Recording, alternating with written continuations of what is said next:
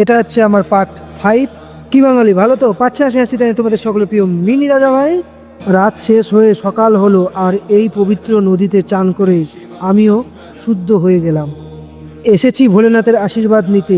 নদীর পবিত্র জলে ডুব দিয়ে মন সব ক্লান্তি ধুয়ে ফেললাম। চারিদিকে ভক্তদের ভিড়, আমি করছি চান, মুখে একটাই নাম, বলবম বলবম।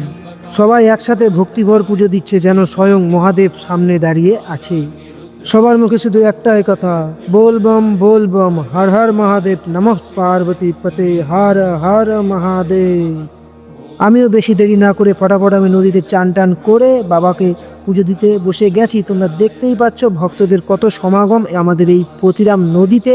সত্যি এই শ্রাবণ মাস করে শ্রাবণ মাসের তৃতীয় সপ্তাহে পতিরামে অসংখ্য ভক্তদের আগমন হয়। আর আমিও গিয়েছিলাম তৃতীয় সপ্তাহে। তোমরা কে কে গিয়েছিলে অবশ্যই কমেন্টে জানাবা। আর সামনে যে এই ভিড়টা দেখতে পাচ্ছ, এই ভিড়টাকে টপকিয়ে আমাকে দণ্ডি কেটে আমাকে যেতে হবে। আর আমিও কাটছিলাম দণ্ডি কেটে যাচ্ছিলাম বাবার মন্দিরে।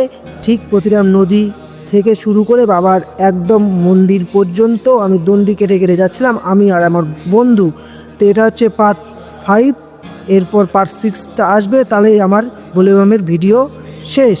তো বাঙালিরা টাটা, সুস্থ থাকো, ভালো থাকো বাঙালি।